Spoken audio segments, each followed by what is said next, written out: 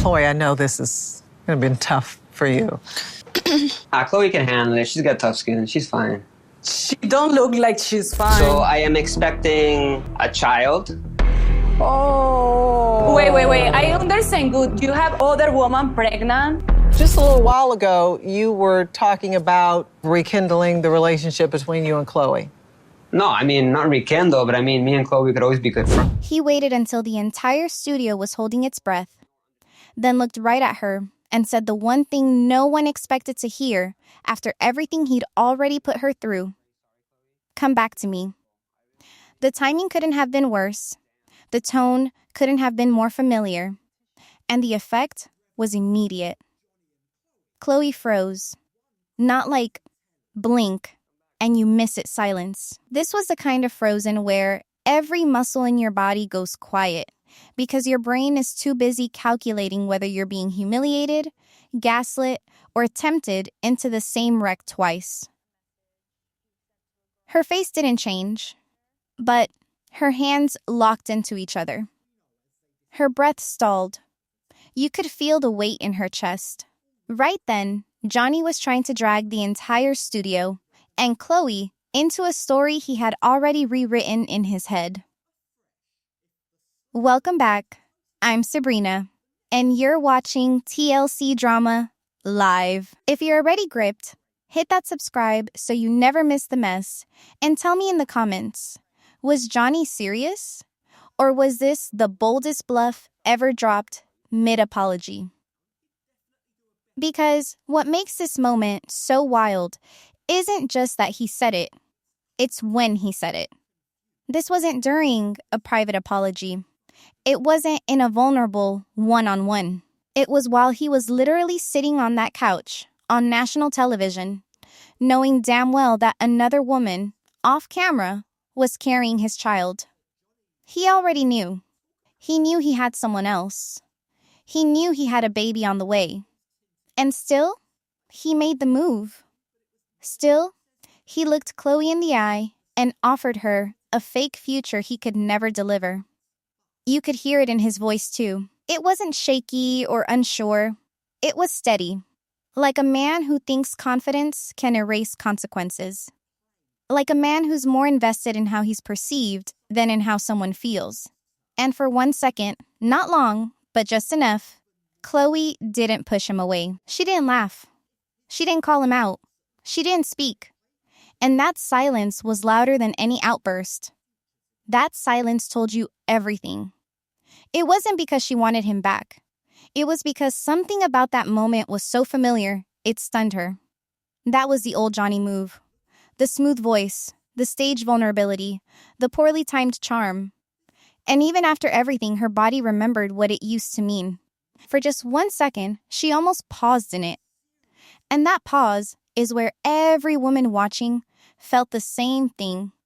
The flash of a memory, where you almost believe someone who had already shown you who they are. This is the moment that hooks people because it's not just drama. It's a pattern you've seen in your own life. But why now?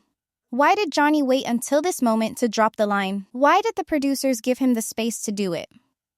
Why was Chloe left to process that request on camera while the audience, the cast, and even the host sat in real time, disbelief? Maybe because they knew what was coming. Maybe because they wanted us to see it. The pure emotional chaos of watching someone get hope dangled in front of them, only to have it yanked moments later. Because within minutes of saying that line, Johnny would drop the real bomb.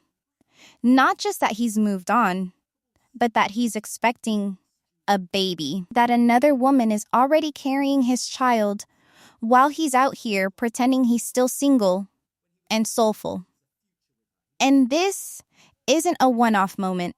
This is a pattern. And it doesn't start or end with Johnny. This is what makes the rest of the tell-all spiral. This is what connects Chloe to Luke and Meline, to Anthony and Mano, to every storyline that pretends something emotional is still possible while hiding the real truth behind timing and distraction. Chloe's silence is the blueprint. Because before we even hear Johnny's confession, we already know the damage was done long before the words came out. When Shaw turned to Johnny and asked if he thought the relationship with Chloe ever stood a real chance, he didn't even hesitate. No pause, no breath. He launched straight into a scripted-sounding monologue, dressed up as remorse. He said the problem wasn't Chloe. It was him. He should have been more patient. He should have been more respectful. He should have communicated better. On paper, it sounded like growth, but in real life, something felt off. Because while his words said reflection, his tone said performance. It wasn't the kind of regret that hits in the gut. It was the kind of regret you rehearse in a mirror to sound like you've changed. Chloe didn't even blink. She tilted her head a little, like someone trying to make sense of a sentence they've technically heard before, but don't remember agreeing to, because that wasn't her version of what happened. And it definitely wasn't the version we saw play out on screen. The guy who ghosted her for days? The one who gave mixed signals about commitment? The same guy who cheated and still acted like she overreacted when she brought it up? That wasn't a communication issue. That was strategy. That was selective silence until the consequences got too loud to ignore. And yet here he was, playing the part of the humble ex who takes all the blame. No real specifics, just vague lines about patience and timing. Shaw asked him a direct question about the real odds of survival for their relationship, and Johnny turned it into a monologue about personal growth. He said, if only he'd handled things differently. If only he'd understood Chloe's emotional needs better, maybe they would have made it. And to someone who doesn't know the backstory, that sounds sincere. But if you've seen the episodes, if you've followed the texts, if you've listened to Chloe in her rawest moments, then you know what this was. Damage control. Because Johnny didn't really answer the question. Not the one Chloe needed answered. Not the one the audience was actually asking. He was dodging with style. And Chloe knew it. That's why her face looked so still. She wasn't touched. She wasn't moved. She was clocking the distance between what he was saying now and what he actually did then. The man on this couch wasn't the man who disappeared for hours when she was scared and alone in a new country. He wasn't the man who chose flirtation with strangers over clarity with her. He wasn't even close to the guy who had forced her to carry the emotional weight of their entire relationship, only to turn cold the minute she asked for accountability. When someone tells you who they are, it's not just the words that matter. It's the timing, the pattern, the proof. And that's where the audience had to sit with it. Was this Johnny growing up? Or was this Johnny rehearsing a safer version of himself now that there's a camera and a second chance to frame the narrative? Because when men say I should have been more patient, what they often mean is, I want credit for saying sorry now, so we forget how reckless I was then. That's not growth. That's optics. The saddest part was watching Chloe pretend to entertain the idea that he meant it, not because she believed him, but because she's already been trained to soften herself when he gets emotional. It's the old dynamic. He causes the wreck. She absorbs the shock. And every time she tries to draw a boundary, he rewrites the script to make her second-guess herself. That's not romantic tension. That's emotional whiplash. And yet, the question still hangs. Is Johnny finally getting it? Or is he just better at sounding like he does? Johnny kept speaking like he was reading out a highlight reel of a love story that never existed, carefully picking out soft moments, the fun times, the quiet laughs, that one trip where everything felt right. But the longer he went on, the more the gap widened between his version of events and the one Chloe had lived through. He remembered warmth, but she remembered silence. He remembered connection, but she remembered isolation. He painted it like a love that almost worked. The problem was, we had all seen the footage. And nothing about that relationship looked like what he was describing. Every time the camera cut to Chloe, her body was speaking louder than he was. Her shoulders didn't move. Her mouth stayed still. Her eyes didn't track his face the way they used to. She wasn't looking at a man she used to love. She was watching someone perform a character he had designed to look softer in front of an audience. And the weirdest part? He genuinely seemed to believe it. That's the trick about memory. It's not always about what happened. It's about what version of the past makes you look like the good guy. And when you have the mic, the couch, and the edit on your side, you start to believe the rewrite. And that's where it hits deeper. Because Johnny isn't the only one doing it. You cut to Luke and Meline, and the same pattern repeats. They say they're married, but then suddenly they're not legally married. They say they filed paperwork, but somehow they haven't. They throw a lavish wedding in Colombia, but claim it wasn't official so they can still process a K-1 visa. That's not miscommunication. That's choreography. That's emotional fog designed to keep everyone, especially the audience, too confused to challenge the facts. Because when you blur the timeline, you can say anything. When Johnny blurs the timeline, he turns betrayal into misunderstanding. When Luke and Meline blur it, they turn legal gray zones into romantic hurdles. It's the same move, just different packaging. Instead of taking accountability for choices, they both lean into vagueness. We meant well. It was complicated. Timing was off. That's the vocabulary of someone who wants forgiveness without facts. And it's dangerous because it turns real harm into a maybe. Confusion isn't always an accident. Sometimes it's the strategy. Sometimes it's the shield that keeps people from asking the right questions. And the more they both talk, the more the truth gets buried.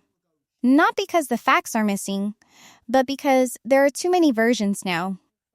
Chloe's version, Johnny's version, the edit, the memory, the defense, the damage. And for viewers, it's a lot easier to let it slide than to try and figure out who's twisting what.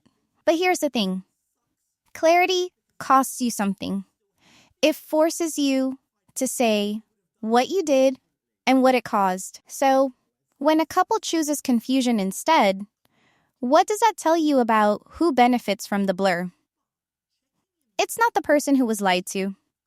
It's not the one who got blindsided. It's the one who wants the story to be messy enough that no one gets blamed too cleanly. And that's where Chloe starts to disappear from Johnny's version of events. Because in his retelling, the pain she felt becomes a side effect, not the main event. She becomes a casualty of poor communication, not the target of selfishness. And Luke does the same.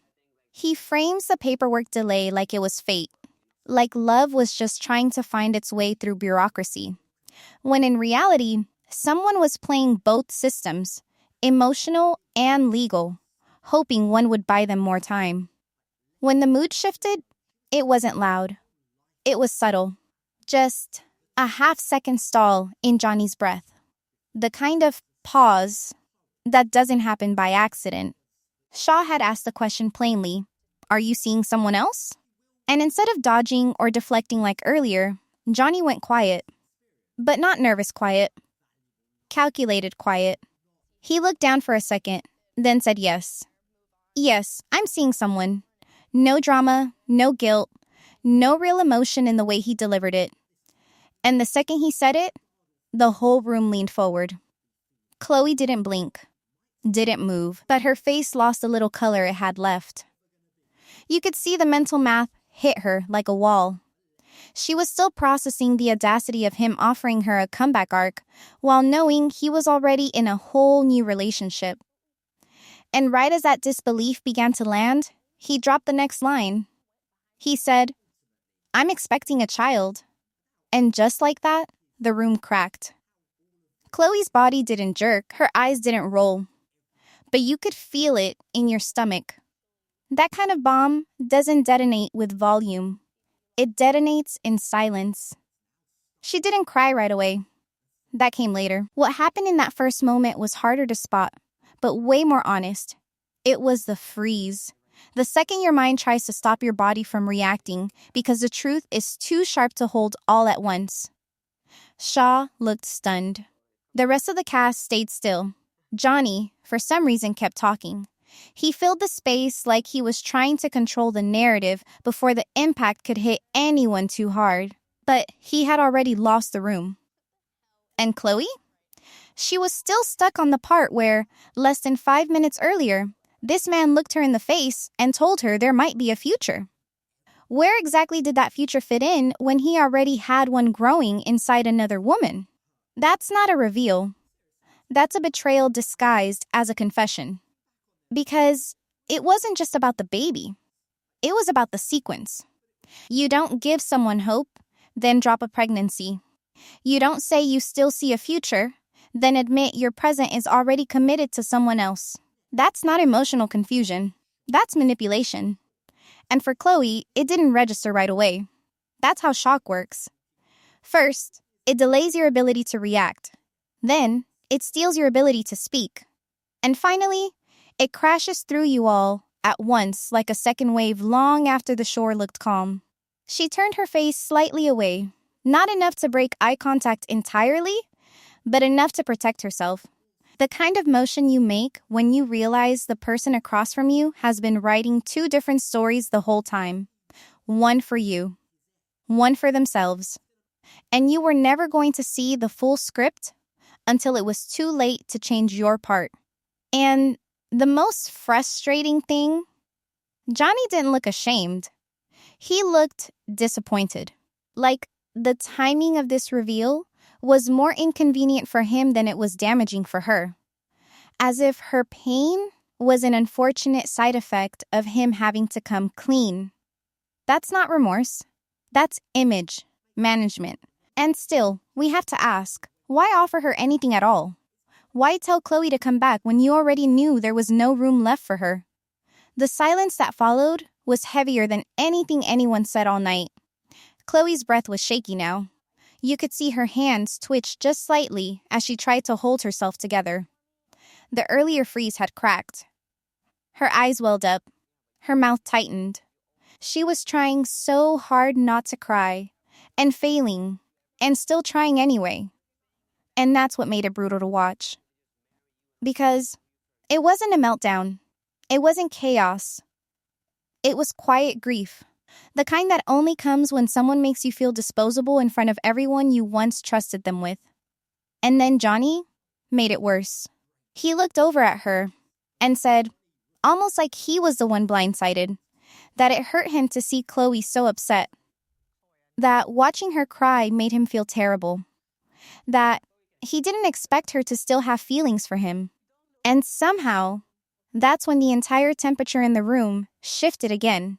Not toward him, but away from him. Because in that moment, you could see the gap between emotion and empathy. Johnny had feelings. He didn't have awareness. And definitely not accountability. He acted like her pain was proof of his value. Like her tears validated his worth. Not once did he ask what it meant that she was breaking down after he dangled false hope. Not once did he pause to wonder what kind of internal storm he had reignited when he played with that line, "Come back to me," knowing full well she never stood a chance. This wasn't grief for what they had.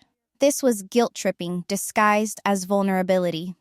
And the cast saw it too. Their eyes shifted away. Their mouths stayed shut. The usual chorus of sympathetic murmurs never came. Because sometimes silence is how a room tells you they're no longer buying what you're selling. Johnny looked lost. But not in a tragic, redemptive way. He looked confused that the audience wasn't patting his back for admitting to the pregnancy. He expected a round of applause for honesty. What he got was a mirror.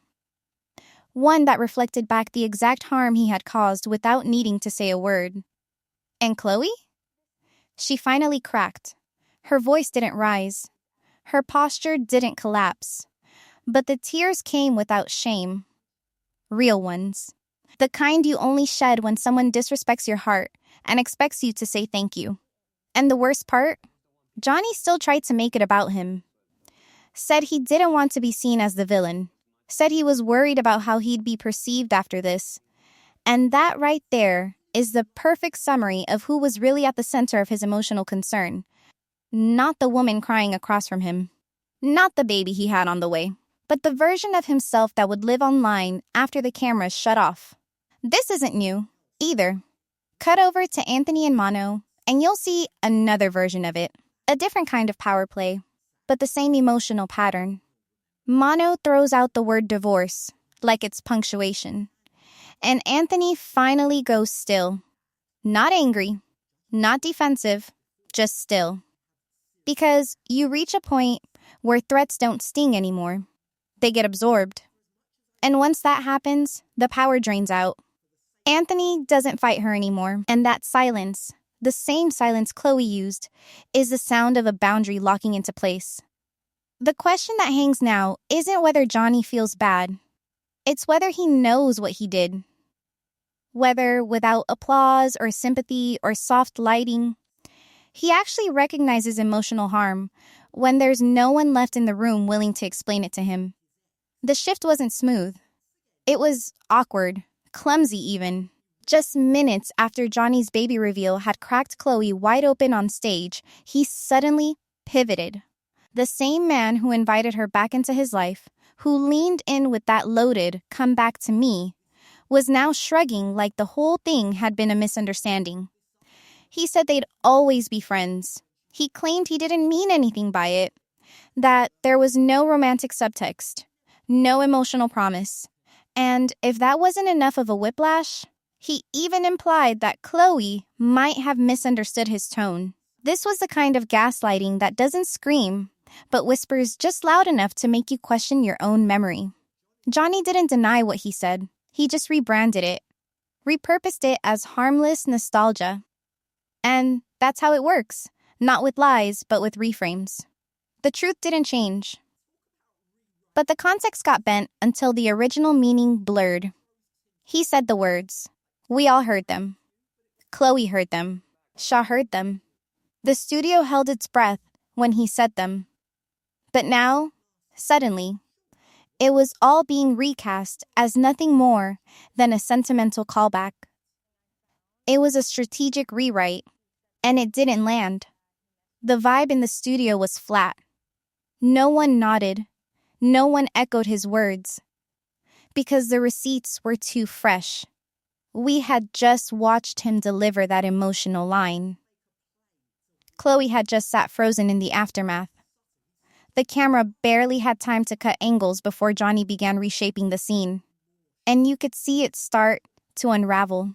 Because the more he spoke, the more it sounded like he was trying to convince himself. That's when you know someone's not explaining. They're editing. And the audience could feel it. This wasn't emotional recovery. This was reputation management. Johnny wasn't processing regret. He was polishing optics. The baby reveal had backfired. The cast wasn't applauding. Chloe was in tears. The internet was probably already reacting in real time. And now he was scrambling to soften the narrative, to pivot away from damage and toward likability. But that's the danger when someone's priority is how they look, not what they did. The person who got hurt becomes an accessory to someone else's redemption arc. That's why Chloe looked so exhausted, not just emotionally, but mentally. Because now she wasn't just grieving a betrayal. She was being asked to question whether the betrayal was even real. And that's where the callback to Luke becomes a perfect mirror. Luke, who still defended Brian even after losing $150,000 in a failed gold investment. Luke, who watched his marriage crack under financial pressure, who saw Meline scream and walk off stage because of the very man he was still calling a friend. Loyalty is powerful, but when it's misplaced, it looks a lot like denial. Luke wasn't defending Brian because Brian deserved it. He was defending him because it helped Luke pretend the collapse wasn't all his fault. And Johnny? Same move. By shrinking the moment down to just friendship, he wasn't protecting Chloe. He was protecting the version of himself he wanted to walk out of that studio with. The one who meant well. The one who didn't mislead anyone. The one who's misunderstood, never malicious. The irony? The more they try to downplay, the more the room stiffens. Because when the cameras are still rolling and the energy shifts and no one backs your reframe, that's when you double down. Not because you're right, but because you're scared of the edit catching up to your mouth. Chloe didn't scream. She didn't accuse. She didn't even say his name. What finally came out of her mouth was soft, cracked, and devastating. She said it wasn't even a year ago that she was planning a whole life with Johnny. Not just vague ideas or casual talks, but real things. Flights, apartments, timelines. She had built that future in her mind with full trust, full heart, full commitment. And now, not even 12 months later, she was sitting on a studio stage, realizing that someone else was already living the life she thought was meant for her. Same man, different woman, a baby on the way. No warning, no conversation, just a new chapter that started before the last one had time to close. You could see the moment it hit her. Not when Johnny confessed, not when the cast reacted, but right after, when the weight of the timeline settled. The betrayal wasn't just emotional, it was logistical.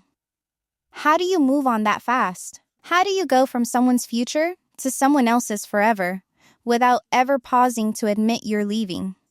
That's not heartbreak, that's erasure.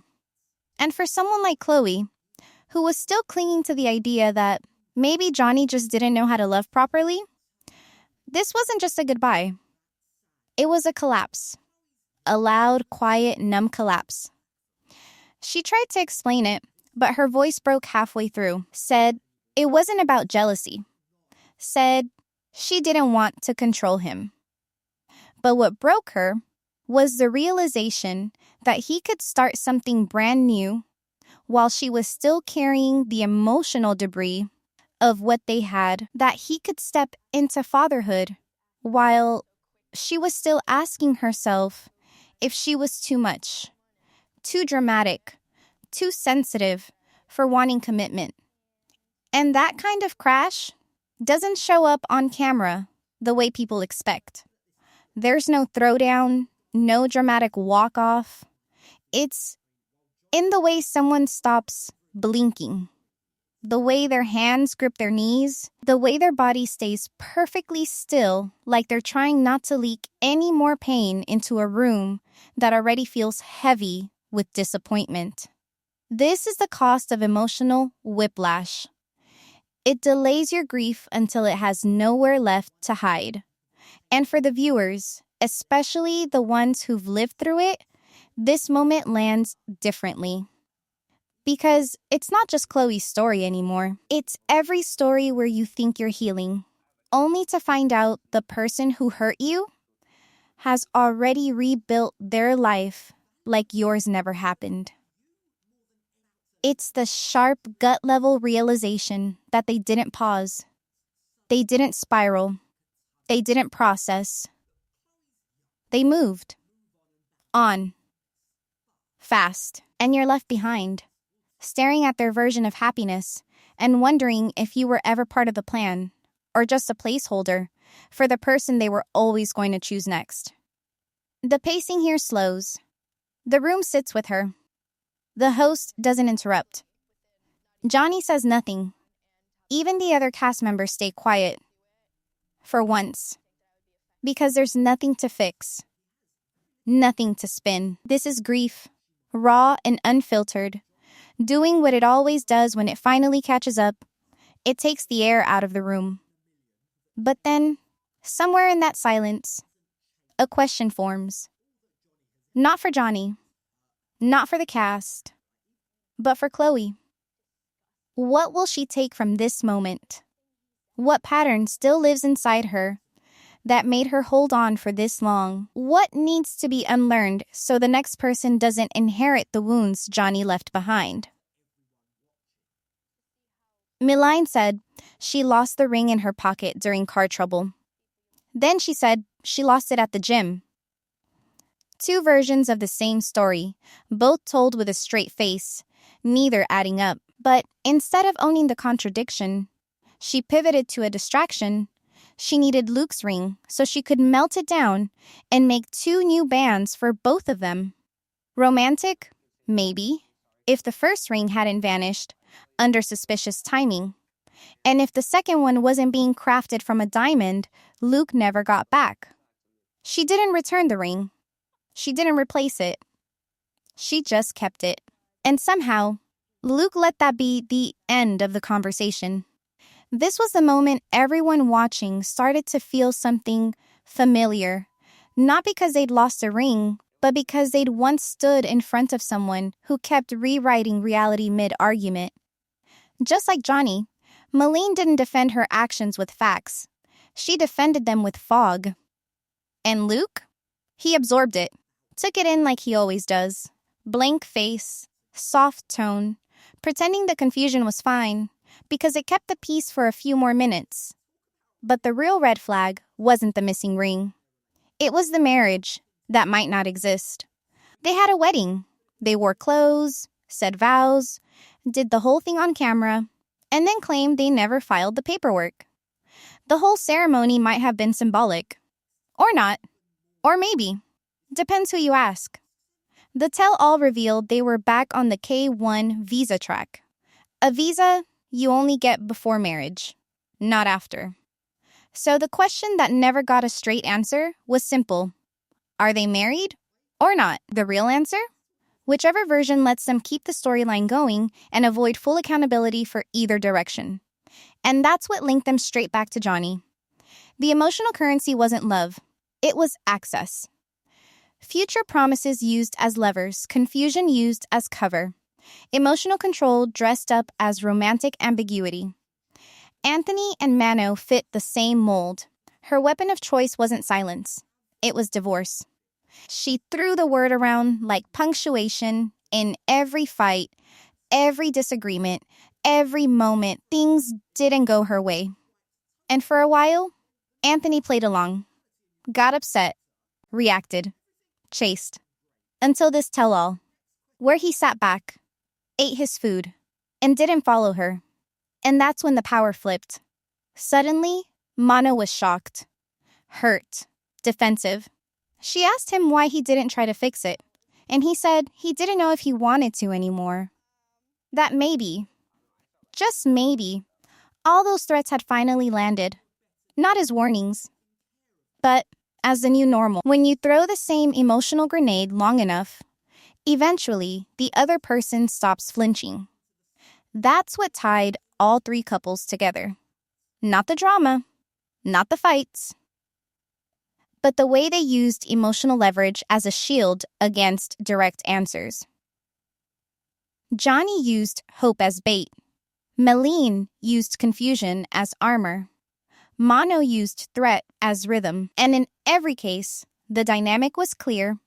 Keep the other person just off balance enough to stop them from walking away. Promise a future. Complicate the present. Blur the facts. Shift the story mid-scene. It's not about truth. It's about control. And it works. Until it doesn't. Until the other person goes quiet. Until the receipts show up. Until the studio air changes. And then the story starts collapsing under the weight of its own contradictions. The real question isn't who told the cleanest version of their truth. It's who walks away looking more reasonable when the mess gets too thick to untangle. Let's be fair. People do change. Public mistakes, especially the kind that play out on national television, can be deeply humiliating. And sometimes that shame does turn into growth. Sometimes a person hits a wall so hard, they have no choice but to finally look inward. So yes, there's a version of the story where Johnny walks away from that couch, watches the playback, sees the pain he caused, and finally understands what it means to take responsibility for someone else's emotional fallout. But the hard part, the reason that kind of growth still feels far away is because what we saw wasn't regret. It was rebranding. And the way he tried to flip the narrative in real time while Chloe was still hurting didn't feel like accountability. It felt like strategy. Johnny said the right things. That's the problem. He knew how to sound remorseful. He knew what phrases would soften the blow. But the timing? That's what made it land wrong. You don't confess to fathering a child with another woman right after asking your ex to consider a future again. You don't play the friendship card 5 minutes after you made a romantic pitch on camera. These aren't just poor choices. They're calculated misfires.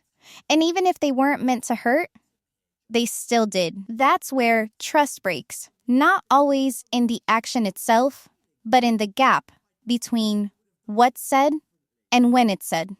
And Chloe, to her credit, didn't spiral. She didn't fight. She didn't cause a scene. For most of the tell-all, she held it together. She responded like someone who's already cried all their tears behind the scenes. She listened. She nodded. She gave him space. That composure, it wasn't weakness. It was discipline. But even that has a limit.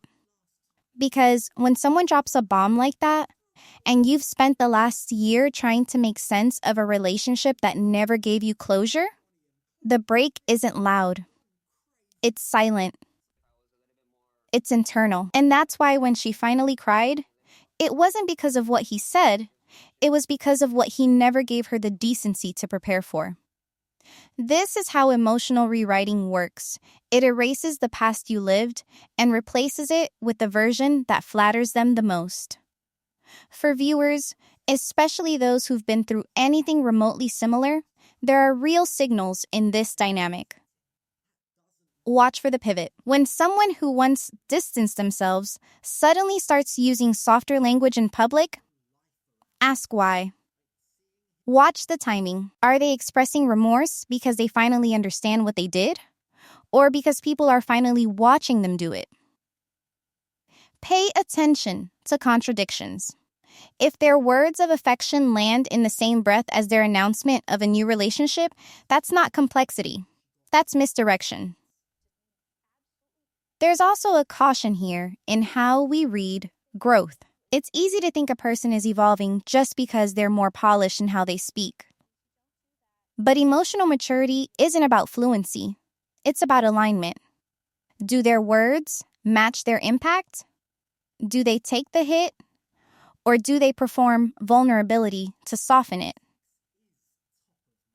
Johnny didn't get up and comfort Chloe when she cried. He didn't pause to ask what she needed. He sat in the same spot, explaining how hard it was for him. That's the core issue. The shift wasn't toward her. It was still about him. Luke did this too, just in a different key. When he kept defending Brian, even after losing money, even after Meline exploded on stage, even after being left in debt, it wasn't about friendship. It was about saving face. Loyalty is honorable, but blind loyalty? That's a survival reflex. When the facts don't line up, you hold tight to the person who makes your worst decision look like it had a reason. Johnny doesn't want to be seen as the bad guy, and in his mind, as long as he stays emotionally articulate, he won't be. But viewers remember the sequence, not just the spin. And so, the open loop now is this. What happens next? What does Johnny do when the backlash rolls in? Because every time he's been called out in the past, there's a pattern. First, silence. Then, a vague post about growth.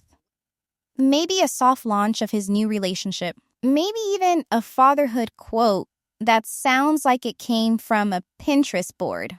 But what never comes, not on camera, not in the edit, not in the after shows, is a full acknowledgement that emotional harm isn't undone by saying the right thing a second too late. It started with one sentence. Come back to me. Said without irony, without hesitation, as if the months of silence, The betrayals, the emotional fallout, had never happened, as if Chloe's pain could be reversed with one well-timed line. He said it like a door had always been open, like he had the right to invite her back inside. And now, almost an hour later, after the crying, the confession, the collapse, it's Chloe who finally gets the last word. Not by force, not by yelling, but by doing the one thing Johnny never expected. She lets the story end. She says it quietly, like someone who's finally stopped waiting for closure and realized they never needed it to move on. No grand exit, no dramatic clapback, just the truth.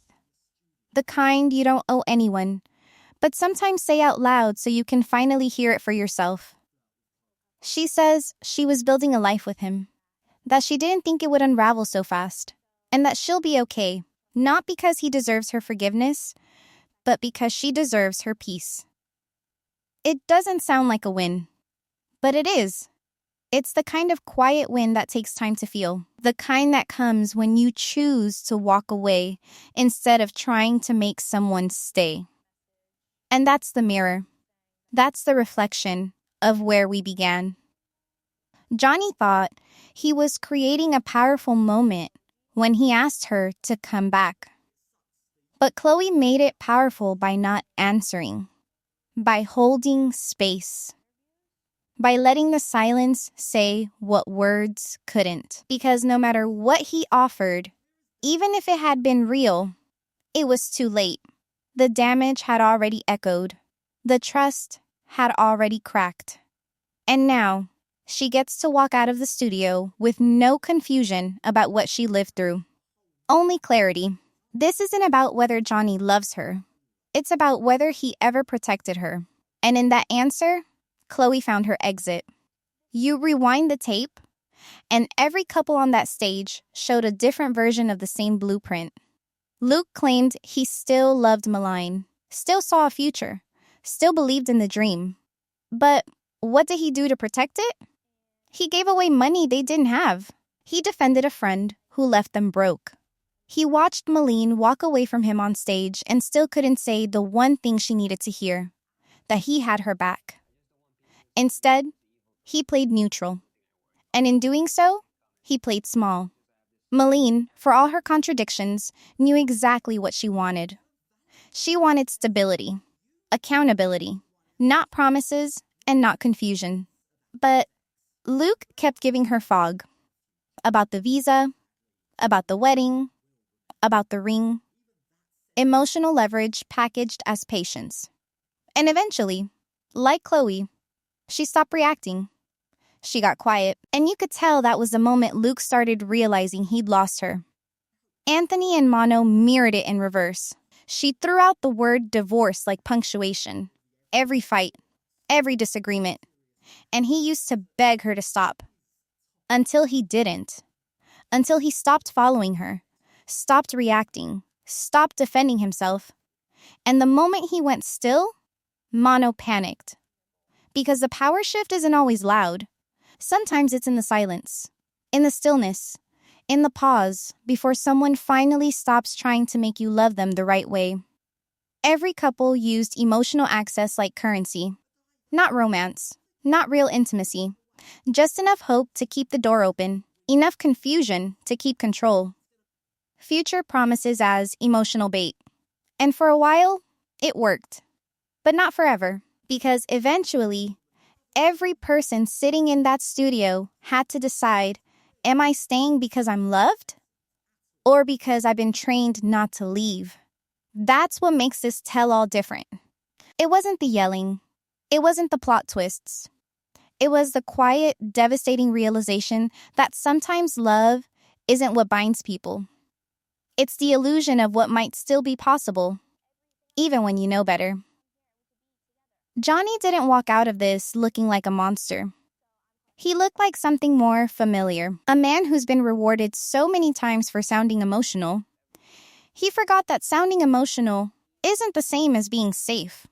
He still wanted to be liked, still wanted to be seen as a good guy, still worried about how he'd be remembered. But he forgot to worry about the woman sitting right next to him. The one who had to sit through the wreckage of their past while he quietly built a whole new future behind her back. Chloe gave him grace. She always did. But this time, she gave herself something better. Distance. And as the studio lights started to dim and the cameras caught the cast slipping into their dressing rooms, there was one thread left hanging in the air. Not about Johnny, not even about Chloe, but about someone else who said even less, but watched everything unfold like they'd seen this exact pattern before. Someone who smiled too quickly, who agreed too softly, who left one thing unsaid. And their moment is coming. Because every tell-all leaves a few stories simmering beneath the surface, and the next one is already starting to boil. You've seen what silence can hide. Now wait till you see what it starts to reveal.